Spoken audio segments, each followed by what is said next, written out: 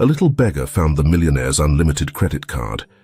What she asked for in return changed his whole life. On the busy streets of the city, where the scent of freshly brewed coffee mixed with the lingering haze of smog, a young girl navigated her way carefully through the crowd. Diana, a girl barely 10 with tangled hair and clothes that had seen better days, moved with wide, watchful eyes, always alert. She called the streets home. Her only family was her father, and every day was a challenge to get by. As she weaved between people in a hurry, a glint on the ground caught her eye. Lying on the sidewalk was a credit card. With shaky hands, she picked it up, her eyes widening as she read the name printed on the card: Aaron Warren. Even Diana, young as she was, recognized the name as one of the wealthiest in town. For a brief moment, she felt a pull of temptation. That card could mean a meal, a clean outfit, or maybe even a safe place to sleep.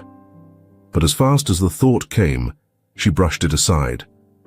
Her father had always taught her that honesty was their most valuable possession, and she wasn't about to break that rule. With a firm resolve, Diana slipped the card into the pocket of her worn jacket and started toward the spot where she knew her father would be waiting. The sun was setting, casting warm hues of orange and pink across the sky, a striking contrast to the tough life on the streets. As she walked, Diana couldn't help but think about the card and all it symbolized. It wasn't just a bit of plastic. It represented a life of comfort, safety, and ease, everything she and her father had dreamed of, but never known. At last, she reached the alley where her father usually waited. There he was, sitting against a brick wall, a look of relief crossing his face as she approached. "Dad," Diana said, her voice a mix of excitement and worry. Diana's eyes sparkled as she held something in her hand. Her father, a middle-aged man with early signs of age etched into his face, looked at her, his gaze both curious and gentle. "What did you find, sweetheart?" She carefully pulled a card from her pocket and held it out to him. As soon as her father saw the name on it, his face shifted, and he addressed her in a steady, low voice. "You know we have to return this, right?" Without hesitation, Diana nodded. "I know, Dad." "But how will we find who it belongs to?" he wondered, standing up slowly, every movement reflecting his exhaustion. He placed a reassuring hand on her shoulder and said, "We'll figure it out. There's always a way when you do the right thing." With the card tucked safely away, the two left the alley, unaware of how that small piece of plastic would soon turn their world upside down. Unseen forces were setting things in motion, starting with one girl's simple choice to do what was right. A chilly dawn breeze slipped through the deserted streets, hinting at the change ahead. Diana woke, huddled close to her father, sheltering from the wind. Despite the cold and hunger gnawing at her, her determination was stronger. "Dad," she murmured, gently shaking his shoulder. "We have to give the card back. Today." Her father, Peter, opened his eyes slowly, the exhaustion of countless sleepless nights heavy on him. But, seeing his daughter's resolve, a flicker of pride renewed his strength. "You're right, sweetie," he said, managing to sit up. "But we need some food first." Diana's stomach growled in agreement, but she nodded, knowing her dad had gone without food just to make sure she ate. That unspoken sacrifice only deepened her resolve to do what was right. Together, they set out into the city, now stirring awake. The early sunlight bounced off the skyscrapers, painting a picture of hope amid the city's unforgiving reality. As they walked, Peter noticed a nearby newsstand. He approached it and asked if he could glance over a newspaper. The vendor, sensing Peter's need, handed him a page. One headline caught his eye.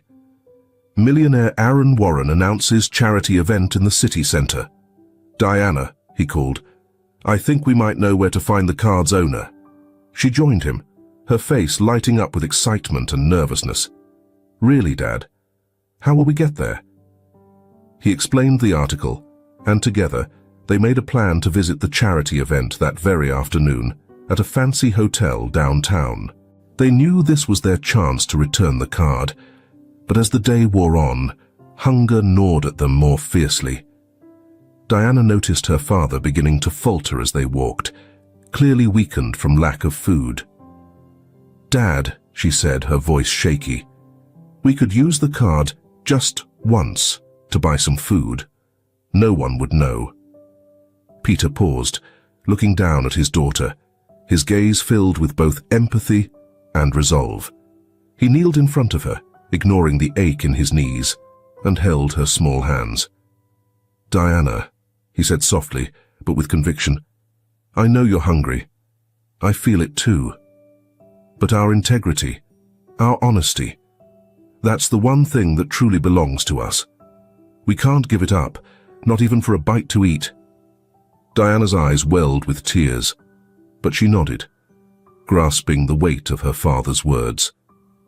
"And besides," Peter added with a tired smile, "imagine the look on Mr. Warren's face when we hand him his card back, untouched. That will mean more than any meal."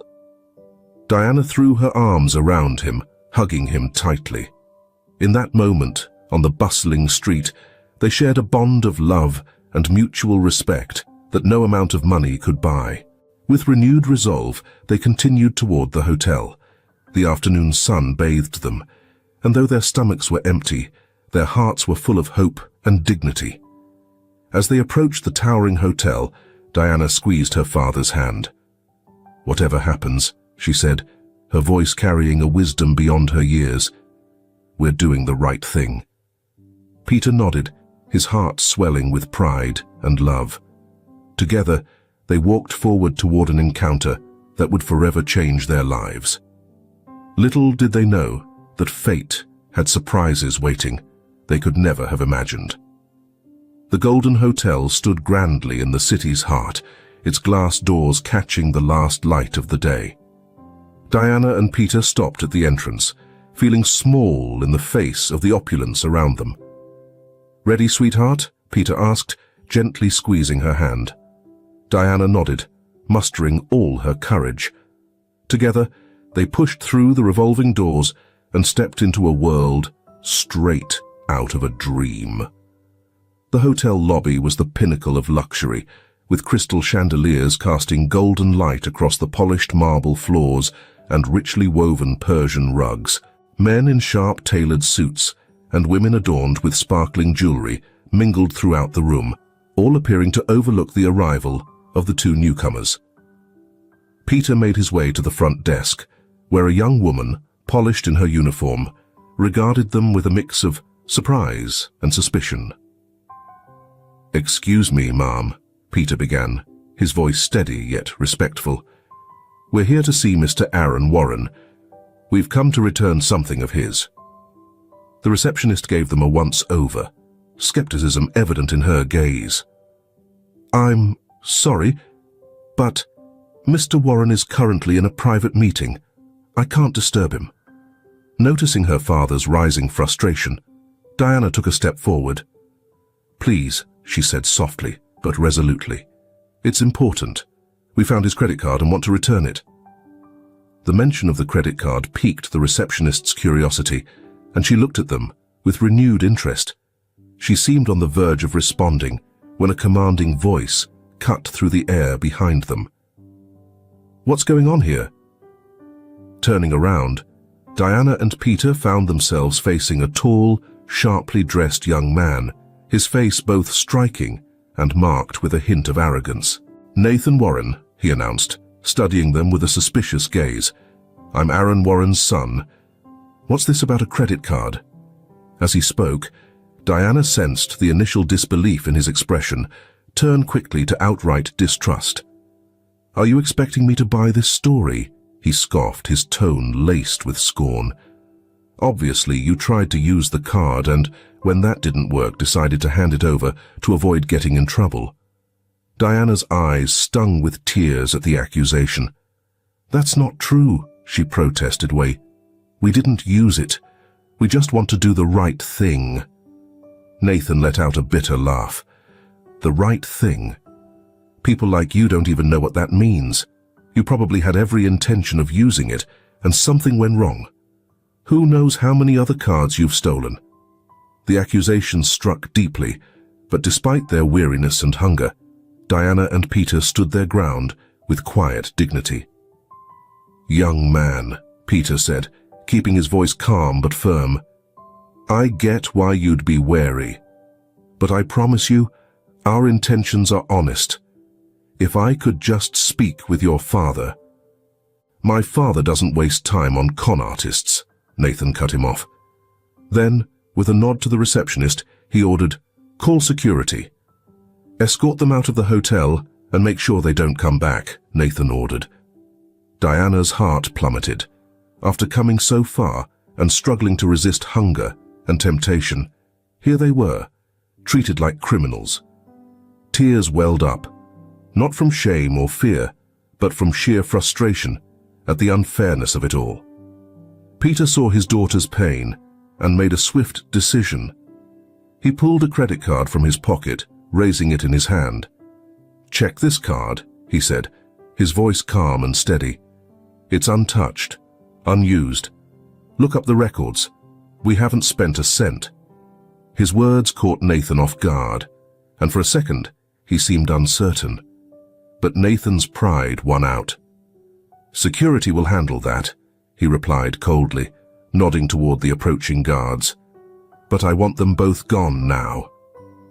As the guards led them to the exit, Diana glanced back, her eyes meeting Nathan's. Her gaze held a blend of hurt, disappointment, and, oddly, compassion. For a fleeting moment, Nathan looked as though he caught a glimpse of the truth in her eyes. Then the moment passed. The hotel doors closed behind Diana and Peter, leaving them once again on the cold sidewalk. Diana leaned her head against her father's arm and whispered, "I'm sorry, Dad. Maybe we should have just used the card for a meal." Peter hugged her, feeling her shiver, whether from the cold or her emotions. "No, sweetheart," he said gently but firmly. "We did the right thing. Having a clear conscience is worth more than any meal." As they walked away, neither of them noticed the figure watching from one of the hotel's upper windows. Aaron Warren, the true owner of the card, had seen it all unfold. Aaron stayed by the window long after Diana and Peter had vanished. His mind was spinning with conflicting thoughts, admiration for their integrity despite their struggles, and shame over his son's behavior. With resolve, he left his suite and headed to the lobby, where he found Nathan laughing with guests at the charity event, as if nothing had happened. "Nathan," Aaron called out, his tone steady yet unmistakably firm, "we need to talk now." The young man excused himself from his group and followed his father to a quiet spot in the lobby. His smile faded as he noticed the gravity in Aaron's face. "What's going on, Dad?" he asked, attempting to keep a casual tone. Aaron's gaze stayed steady. "I saw what went down with those two people, the girl and her father." Nathan's face tightened, though he tried to stay composed. "Oh, that. I was just protecting our interests," he said. "They could have been scammers or—" "Stop," Aaron cut in, his voice thick with disappointment. "They came here to return my credit card. A card with a practically unlimited limit, I might add. They could have charged thousands without me knowing. But instead, they chose to bring it back." Nathan's eyes fell as the weight of his actions began to settle on him. "I didn't know," he stammered. "Exactly," Aaron replied. "You didn't know because you didn't take a moment to listen. You judged them on appearances and assumptions. That's not what I've taught you, Nathan." Nathan looked up, a mix of shame and resistance in his gaze. "So, what do you expect me to do? Just trust anyone who comes our way?" Aaron let out a sigh, running a hand through his graying hair. No. I want you to learn to look past appearances. I want you to understand what integrity and honesty are truly worth. He paused, as if deciding on something. And I think I know exactly how to make that happen. Nathan raised his eyebrows, a mix of curiosity and nervousness crossing his face. What are you saying? For the next 24 hours, you're going to live on the streets, Aaron announced. No money, no phone, just the clothes on your back. Nathan's eyes widened in shock. What? Dad, you can't be serious. I have responsibilities and meetings. All of that can wait, Aaron interrupted. This matters more. You need to know what life feels like for those with less and understand what they go through. Only then will you truly develop empathy. Nathan wanted to argue, but something in his father's look told him it was pointless. He knew that when Aaron Warren made up his mind, there was no changing it. Finally, he caved in. When do I start? He asked. Right now, Aaron replied. Hand over your phone, wallet, and keys. With shaky hands, Nathan passed over his things. It felt like he was stepping off a cliff without a safety net. Just as he headed for the door, Aaron called out one more instruction. I want you to track down that girl and her dad, and when you do, I want you to really hear them, listen to their story. You might learn more than you think. Nodding stiffly, Nathan left the hotel. The sky was painted in hues of orange and purple as the sun dipped, and the streets buzzed with people wrapping up their day or heading out for the night. For the first time, Nathan felt totally alone and exposed. He didn't know where to go or what to do. The world of luxury he'd always known now felt like a distant dream. Wandering without purpose, his mind drifted back to the girl and her father. Where would they be? How did they get by every day? And above all, how did they hold on to their dignity through it all? With a deep sigh, he set off down the city streets, unknowingly about to experience a 24-hour journey that would change his life forever. As night descended, a chill settled over the city, and Nathan shivered. It had only been a few hours since he'd left the hotel, but he felt as though he'd been walking aimlessly for days. His feet, unused to the pounding pavement, throbbed. As he continued down the streets, he noticed things he'd always overlooked. People scavenging through dumpsters, others curled up in doorways trying to escape the cold. Every face was a testament to hardship and endurance. Hunger gnawed at him, and the scent of food drifting from nearby restaurants felt like a cruel tease. Desperate, he thought of asking a restaurant owner for a meal, promising to pay later.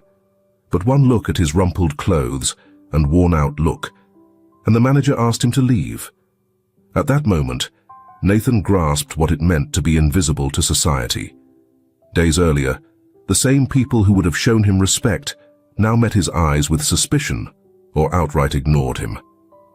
As the night wore on, the chill in the air grew sharper. Nathan wandered into a nearby park and settled onto a bench. That's where he met Kathleen, an older woman who had been living on the streets for years.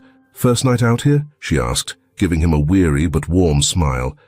Nathan nodded, surprised that anyone was even talking to him. How did you know? He asked. Your eyes, she answered. They still have that look, like you can't quite believe this is happening to you. Kathleen handed him a piece of stale bread she had found earlier. Just hours before, Nathan might have turned it down, but now he took it gratefully. As they ate, Kathleen shared her story with him. She had once been a successful executive until bad choices and an addiction took everything away. It's not the hunger or the cold that's the hardest, Kathleen said softly. It's the way people look at you. Or worse, don't look at you at all. You become invisible. Her words hit Nathan deeply. He thought back to how he had treated Diana and her father, and a wave of guilt washed over him. As the night went on, Nathan met others with stories of their own. There was Wayne, a veteran battling post-traumatic stress, and Mary, a young woman who had escaped an abusive household. Each story chipped away at his assumptions, shaking up the world he thought he knew. But it was Bobby who left the biggest impression on him. Bobby was a man in his 50s, with kind eyes and rough hands. Nathan found him sharing a sandwich with his young son. "My wife's sick," Bobby explained when Nathan approached. "She needs medicine we can't afford, so I give my food to my boy. As long as he's okay, I can manage." Those words reminded Nathan of Diana and her dad. The situation hit close to home. Here was another father putting everything on the line for his child, staying dignified despite his struggles. "How do you do it?" Nathan asked in a hushed tone. "How do you hold on to hope?" Bobby smiled, pulling his son close. "Because every day's a new chance, and as long as I have my family, I've got a reason to keep going. And because I believe that kindness ultimately triumphs." That night, huddled against a bench in the park, Nathan couldn't find sleep. His mind was flooded with thoughts and emotions he hadn't let himself feel before. He remembered all the times he'd judged people without understanding their situations, how he'd lived without realizing his own privilege, and most of all, he thought of Diana and her father, their honesty and resilience in the face of hardship. Now, he truly understood the worth of their actions and the wrong in how he had treated them. As the sky began to lighten, signaling the start of a new day, Nathan made a decision. He would not only seek out Diana and her father to apologize, but he would also do everything within his power to help them. And not just them, but everyone he'd crossed paths with that night. With this new purpose, he rose, ready to embrace the day and the lessons it held. Nathan was beginning to change, and with that shift, there was a fresh hope for those around him. His once pristine clothes were now rumpled and dirtied. His stomach rumbled with hunger, and his whole body ached from the rough night spent on the park's hard benches. Yet, a determination gleamed in his eyes that hadn't been there the day before. As he walked the familiar streets in search of Diana and her father, he saw the city through a new lens. The extravagant shop windows he used to admire now looked garish and excessive. The people hurrying past those sleeping on the streets made him feel an uncomfortable kinship with his old self. On one of these walks, Nathan encountered a situation that would turn his day around. On a busy corner, he noticed a young woman struggling to juggle several shopping bags and two small children. Without a second thought, Nathan stepped forward to help. "Here, let me give you a hand," he offered, reaching for the bags. At first, the woman eyed him warily, but something in his earnest expression reassured her, and she gratefully handed him a few bags. As they walked, the woman, who introduced herself as Jessica, began to open up. She shared that she was a single mum, working 2 jobs to support her kids. Every day was a test, but she stayed hopeful for their sake. "Some days I feel like throwing in the towel," Jessica admitted, her voice quivering. "But then I look at my kids, and I know I have to keep pushing. They deserve a chance at something better."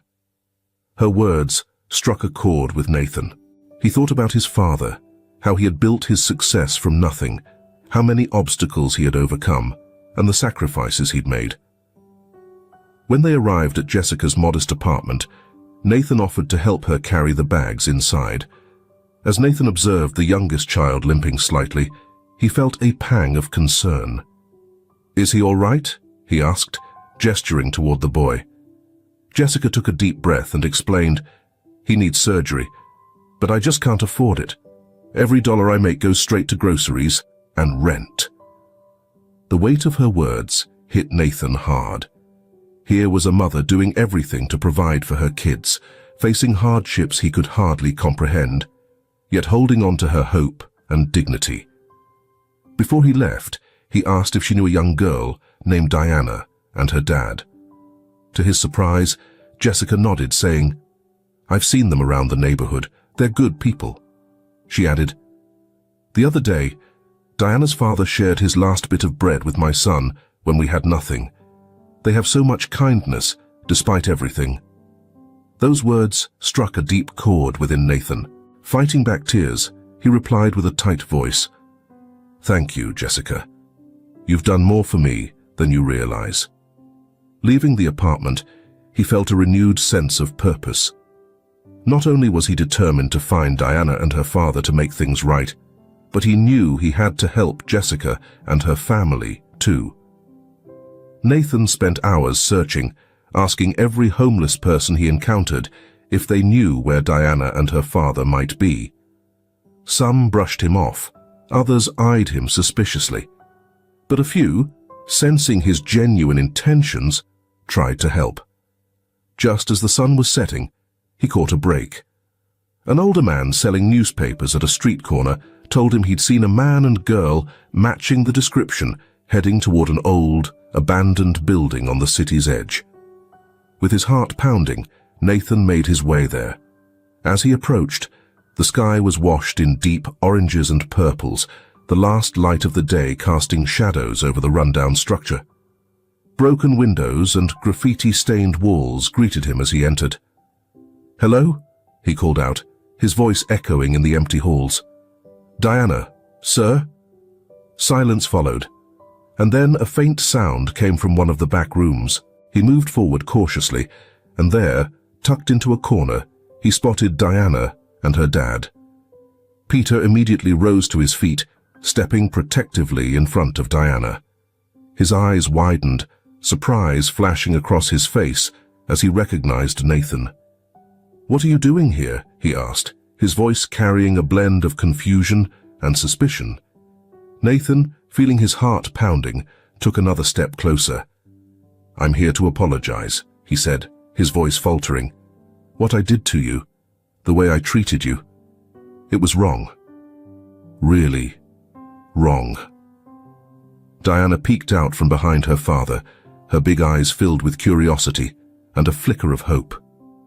Nathan continued, his words spilling out quickly. "I've been out on the street for the last 24 hours. I saw things, experienced things I never thought I would, and it opened my eyes. I see now how wrong I was. About you, about everything." Peter and Diana exchanged a look of surprise. "Why did you do that?" Diana asked, her voice gentle yet steady. Nathan gave a sad smile. "I needed a wake-up call, and let me tell you, I got it." He shared his experience, talking about the people he'd met and how his perspective had shifted entirely. With each word, Peter and Diana could sense the change in him, the true humility and regret in his gaze. "What you did, Diana," Nathan said, turning to her, "returning that card when you could have kept it, was amazing. You have more integrity and strength than I ever had." Diana, moved by the sincerity in his voice, stepped forward. "We all make mistakes," she said, with a maturity beyond her years. "The important thing is that we learn from them." Peter, who had been listening quietly, finally spoke up. "We appreciate your apology," he said, his tone calm. "But what are you planning to do now?" Nathan took a steady breath.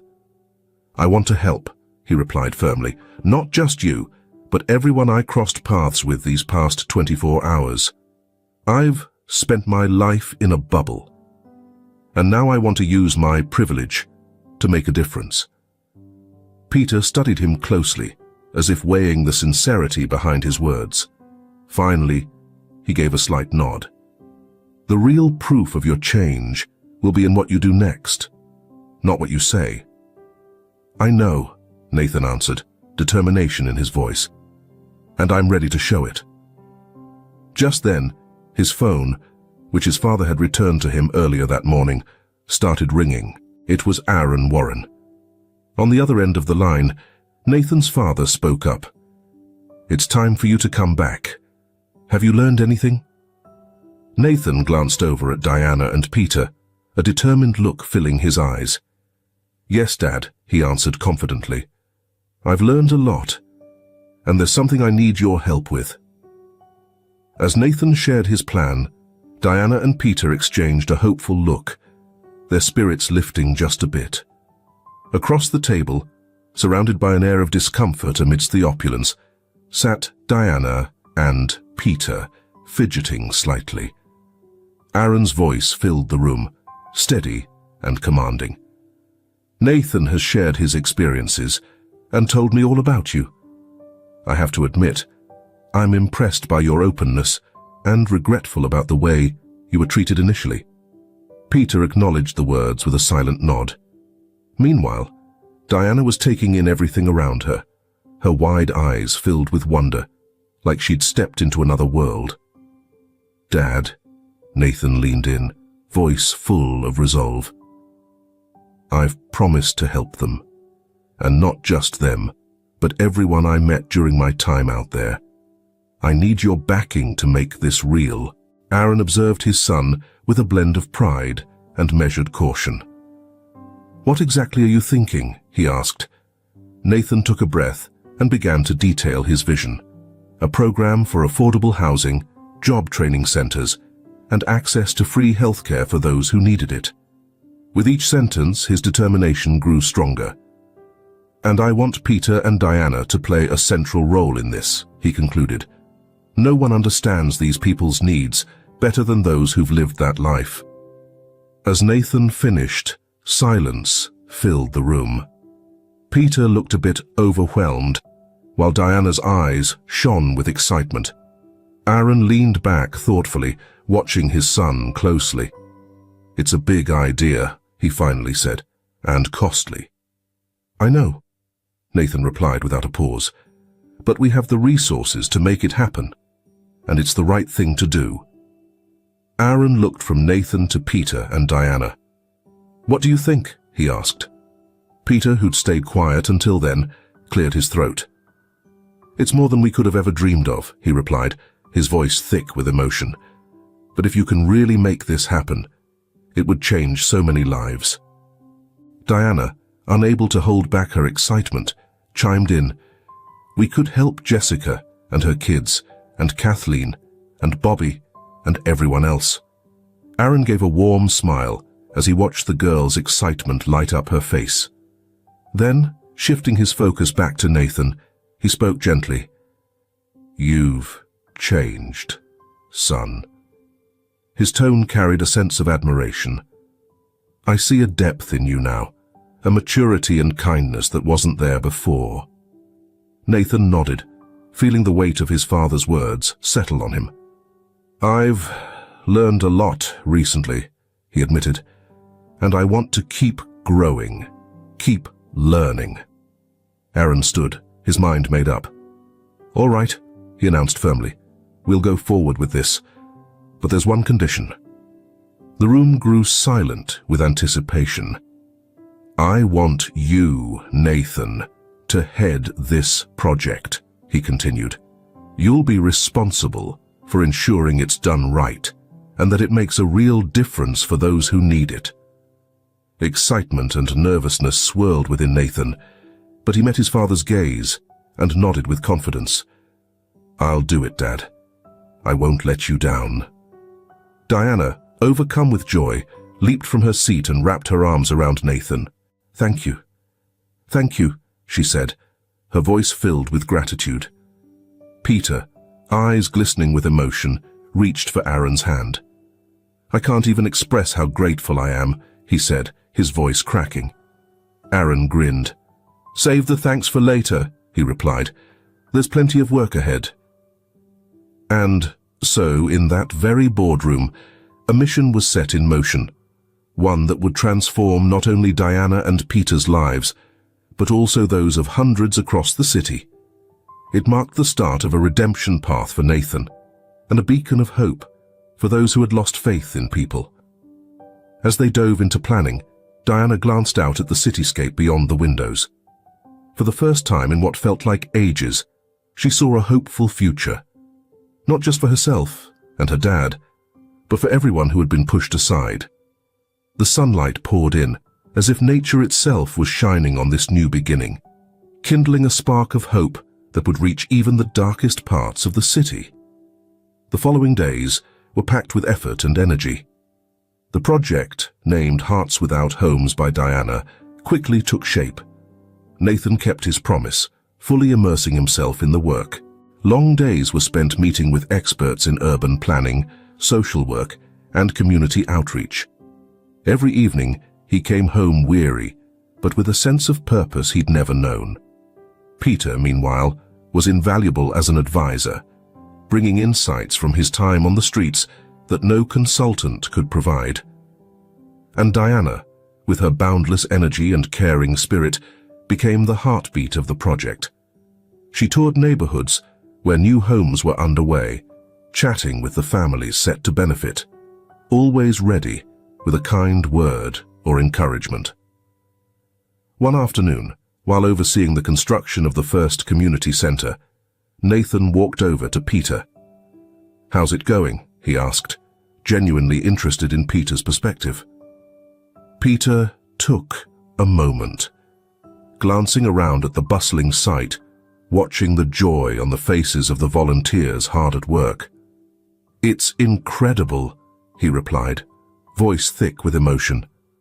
"I never thought I'd see something like this in my lifetime." Nathan nodded, feeling a mix of pride and humility swelling up. "All this started because of you and Diana," he said. "Your honesty, your commitment, that's what got this going." Just then, Diana came running up, her eyes full of excitement. "Dad, Nathan, come see." She led them over to a section of the building where a group of kids was painting a mural. The artwork depicted a sunrise over the city, with people helping each other in beautiful harmony. Nathan muttered, moved by the scene. "It's stunning." "This is more than just putting up walls," Peter added, patting Nathan's shoulder. "You're building hope." As they admired the mural, Jessica, a single mom, whom Nathan had met back when he was struggling on the streets, walked over. Dressed in her nurse's uniform, she beamed with pride. "I just wanted to thank you," she said, her eyes welling up. "Because of the training program, I earned my nursing license, and my son, his surgery is set for next week." Diana leaped with joy and hugged Jessica, while Nathan and Peter shared a satisfied glance. This was the change they had been working toward. But it wasn't all smooth sailing. As the project expanded, so did the obstacles. There were issues with permits, complaints from neighbors who didn't want affordable housing in their community, and even resistance from local politicians who saw the project as a threat to their own agendas. One evening, after a particularly exhausting day of dealing with local red tape, Nathan found himself sitting in his father's office, feeling drained. "I'm not sure I can do this, Dad," he confessed. "There are just so many hurdles, so much pushback." Aaron gazed at his son, his face a mix of pride and understanding. "Nathan," he began gently, "real change isn't simple. There will always be people who hesitate, who fear the unknown. But don't lose sight of why you started this." Nathan took a deep breath, remembering all the lives the project had touched so far. "You're right," he replied, feeling his resolve strengthen. "I can't turn back now." Aaron placed a reassuring hand on his shoulder. "And you're not doing it alone," he reminded him. "I'm proud of you, Nathan. You've grown more in these past weeks than I could have imagined." Those words meant more to Nathan than his father could have realized. With fresh energy, Nathan threw himself back into his work, determined to tackle each challenge. As the months went on, the Hearts Without Homes project started to make a real impact. The first affordable housing complex was nearly complete.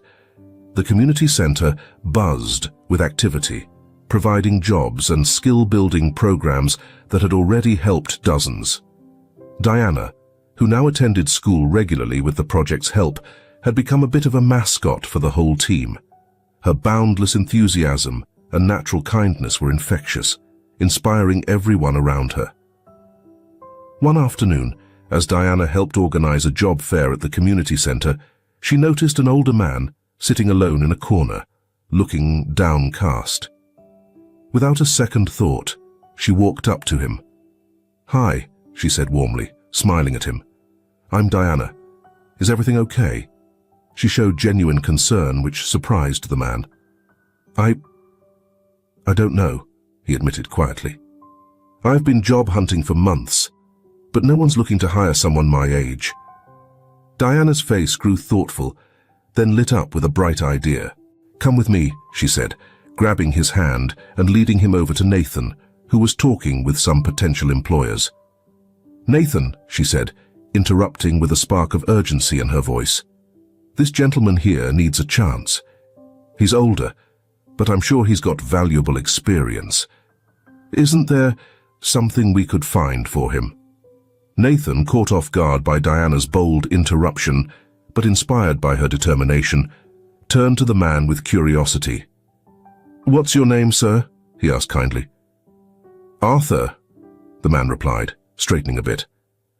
"I was a carpenter for 40 years, before I lost everything." Nathan's eyes sparkled with inspiration. "Arthur, have you ever thought about teaching your skills to others?" they asked, looking for instructors for the training sessions. A hopeful spark lit up Arthur's face. "Are you serious? I'd love to do that." And with Diana's support, another person's life found a new direction. Arthur not only gained a renewed sense of purpose, but his expertise became a vital asset to the project. Yet, the journey wasn't without its setbacks. One morning, Peter arrived at Nathan's office, concern written all over his face. "There's been graffiti on the new housing," he said, holding out his phone to show the images. "Messages saying they don't want homeless people here." Frustration and anger surged through Nathan as he processed the words. After all the effort they had poured into the community, this was the response they got. But before Nathan could react, Diana, who had overheard, offered a solution. "Why don't we host a community painting day?" she suggested. "Invite everyone in the neighborhood, old and new, to come and paint over those messages together. It'll give them a chance to meet each other, maybe see things differently." Peter and Nathan exchanged glances, marveling once again at her insight. "That's a fantastic idea," Nathan replied. And Diana's plan proved a huge success. The painting day blossomed into a full-blown community event, complete with music, food, and most importantly, meaningful conversations. Neighbors, who had once looked at each other with suspicion, were now sharing stories and laughter as they painted side by side. By the end of the day, the walls were covered in beautiful murals that symbolized the unity and diversity of the neighborhood. Driving home that night, Nathan thought about the transformation in his own life over the past few months. Just recently, his biggest concerns had been about what suit to wear or which new car to buy. He now felt truly alive and motivated by a goal much greater than himself. He thought about Diana, Peter, his father's unwavering support, and the lives they were changing one by one. As he parked his car, Nathan made a decision. Tomorrow, he'd talk to his father about taking the project further. It was time to expand beyond this city. There were so many more lives they could impact. With a renewed sense of determination, Nathan headed into his apartment, fully aware of the challenges ahead. But for the first time, he felt genuinely ready to face them. What had started as a local project had blossomed into a national movement for social change. Together, Nathan, Peter, and Diana traveled, sharing their journey and helping other communities adopt similar programs, one city at a time. Yet, destiny had another twist planned for this remarkable family. One afternoon, while Nathan was going over documents in his office, he received an unexpected phone call. It was from a private investigator Aaron Warren had hired months before. "Mr. Warren," the voice on the line said, "we've uncovered information about Diana's biological parents." Nathan felt his heart skip a beat. Since they'd started working closely with Peter and Diana, Aaron had quietly initiated a search into the girl's origins, hoping they might connect her with family, if any were still out there. "What did you find?" Nathan asked, his pulse racing. "It's complex, sir," the investigator answered. "It would be best if you came to my office and brought Peter and Diana with you." Later that day, Nathan, Peter, and Diana were all seated in the investigator's office, waiting with equal parts nervousness and curiosity. The investigator cleared his throat, looking particularly at Peter. "What I'm about to tell you may be hard to process," he began. "We've confirmed that Diana is, in fact, Peter's biological daughter." The room fell into a stunned silence. Diana turned to Peter, her eyes wide with disbelief, while Peter looked like he'd just been struck. How is that possible?" he managed to stammer. The investigator explained that 11 years earlier, Peter had briefly married a woman named Betty. Due to financial struggles and her own addiction issues, their relationship fell apart quickly. Betty had left Peter without ever mentioning she was pregnant. She later gave birth to Diana and left her at an orphanage. The investigator went on, "Around that time, Peter, already struggling, hit rock bottom with depression and alcoholism. He lost his job, his home, and eventually found himself on the streets." With teary eyes, Diana reached for Peter's hand. "So, you were always my real dad." Overcome with emotion, Peter could only nod, wrapping Diana in a tight embrace. Nathan watched the moment, deeply moved. Somehow, the universe had found a way to reunite this father and daughter in the most unimaginable way. "There's more," the investigator announced, pulling everyone's focus once more. "Betty passed away a few years back, but before she died, she left a letter addressed to Diana at the orphanage. We've managed to recover it." Diana's hands shook as she took the envelope from the investigator.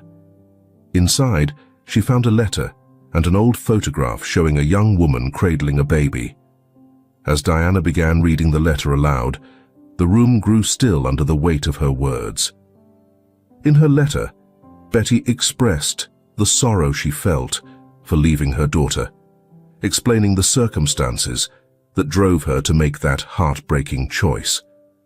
She also shared her wish that Diana would one day find the love and happiness she couldn't provide.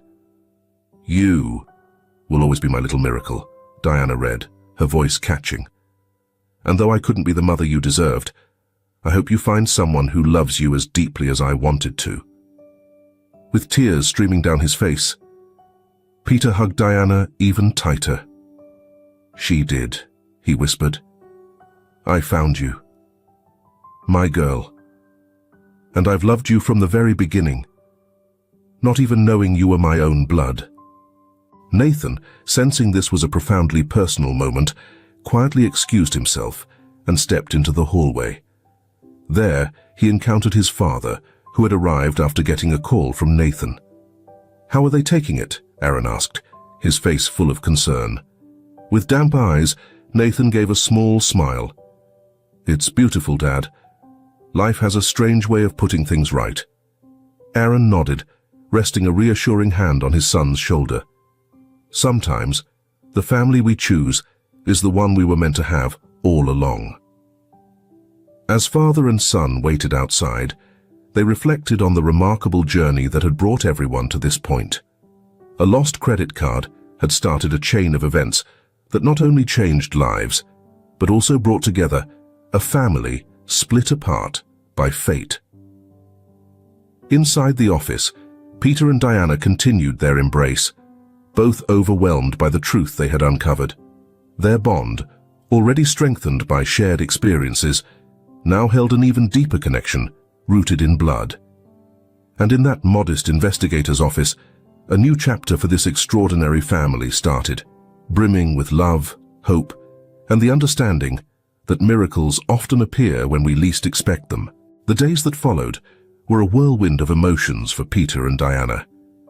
They spent hours talking, laughing, and shedding tears together as they absorbed the incredible news of their true relationship.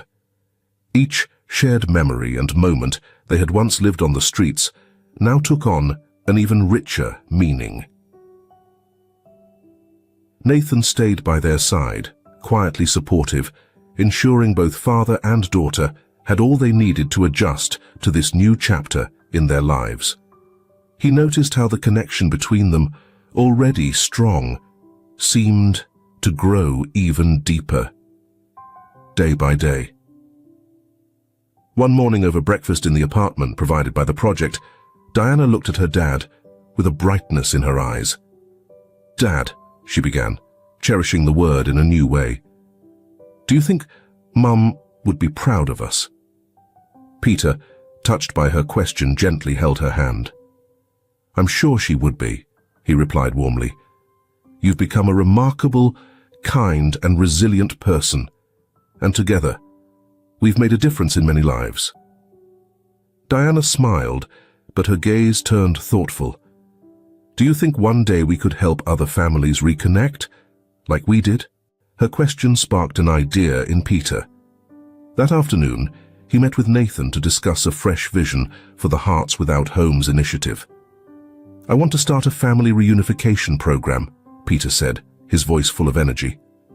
"How is it possible that so many families are separated because of poverty, addiction, or tough circumstances? If Diana and I found each other, maybe we can help others find their families too." Nathan listened, feeling the excitement of a new direction for their mission. "It's an amazing idea, Peter," he said with a smile. "Let's make it happen." Over the next few weeks, the team worked relentlessly to bring the new program to life. They recruited investigators, social workers, and family counselors, and formed partnerships with orphanages and adoption agencies. Slowly, the Lost Bonds program started taking shape. On the day of the official launch, the community center was filled with hopeful families, social workers, and media representatives eager to hear about the initiative. Diana, wearing a lovely blue dress, joined her father on the podium, her voice steady and clear as she shared their story and how they discovered their family bond. "Our story shows that miracles do happen," Diana said, her voice filled with emotion. "We want to help more families find that miracle. Every person deserves to know where they come from, and every separated family deserves the chance to reconnect."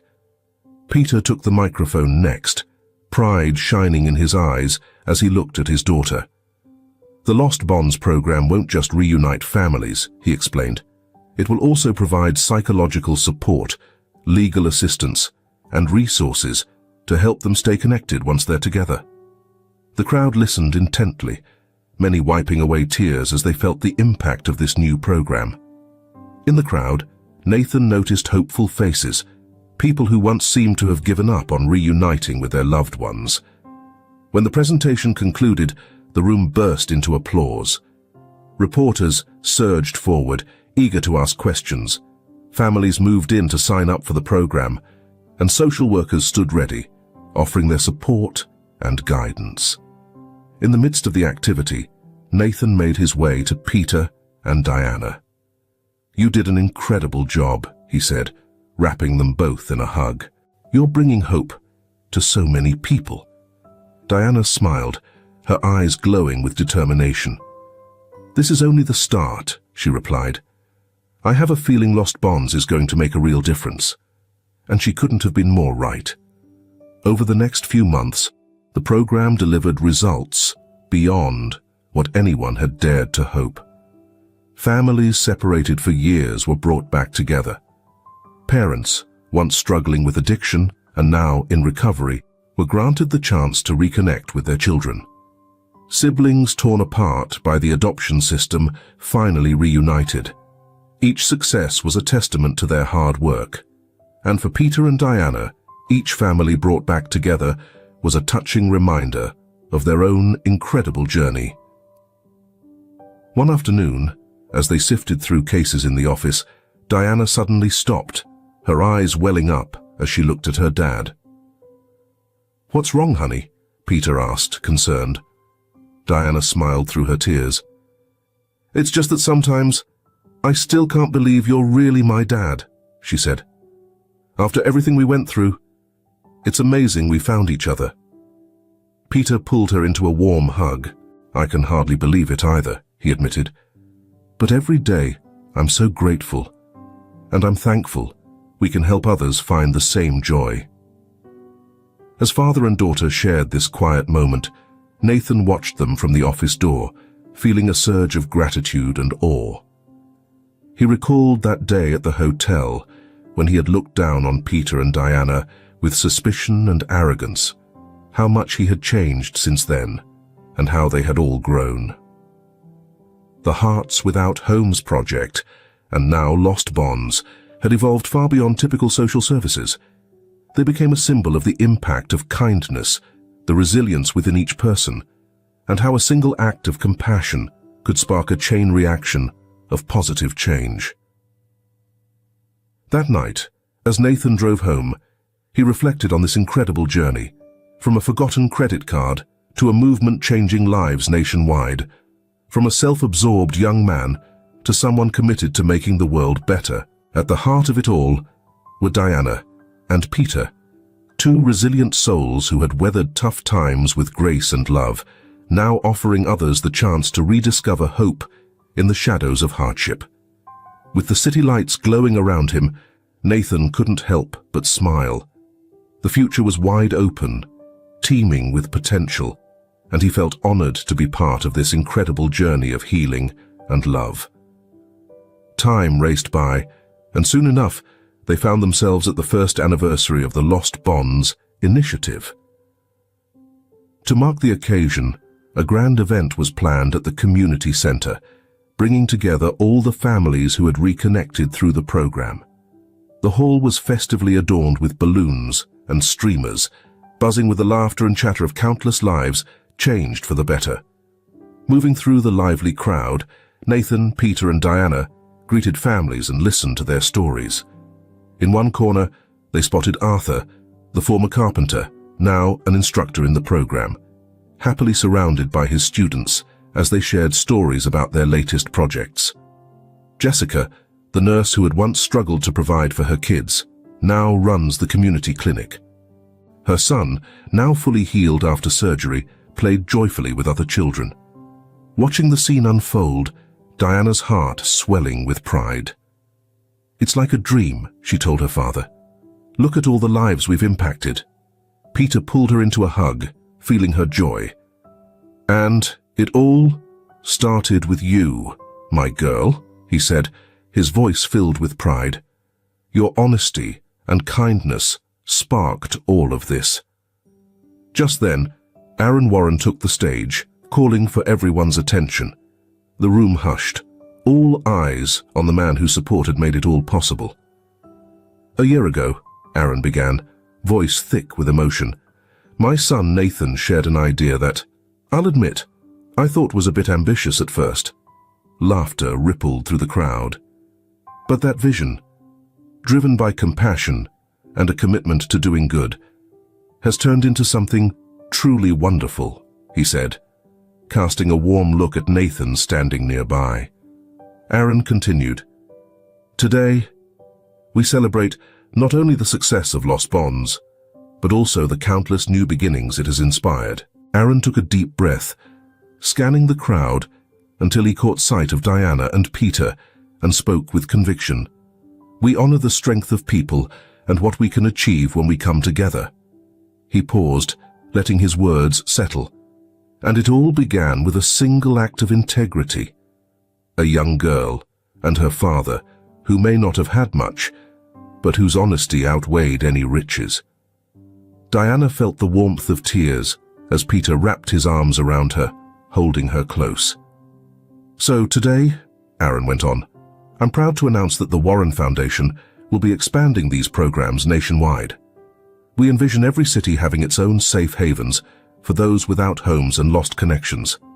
We believe that everyone deserves a place to call home, a family, and a chance." Applause erupted, filling the room with hope and excitement. Overcome with emotion, Nathan walked up to the stage and embraced his father. Then, he extended a hand toward Diana and Peter, inviting them to join.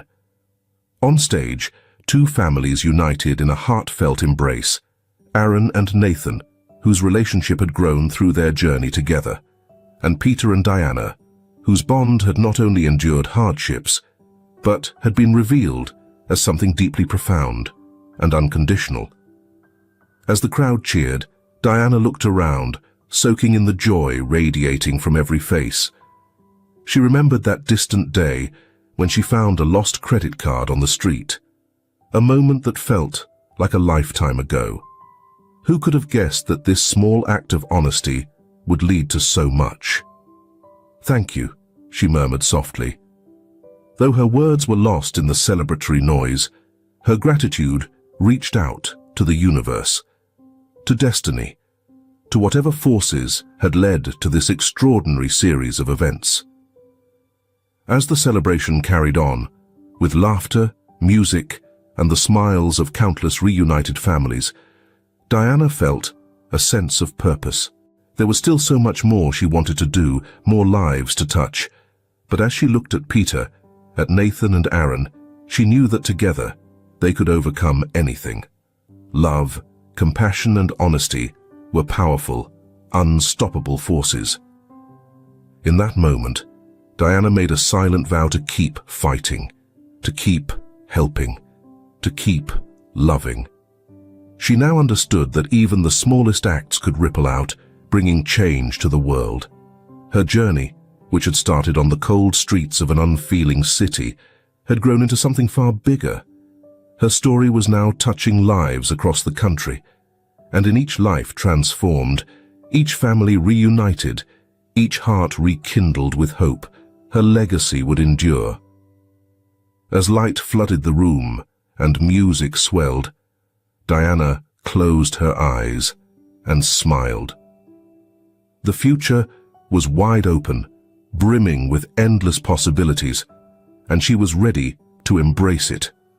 With love guiding her and a fierce spirit within,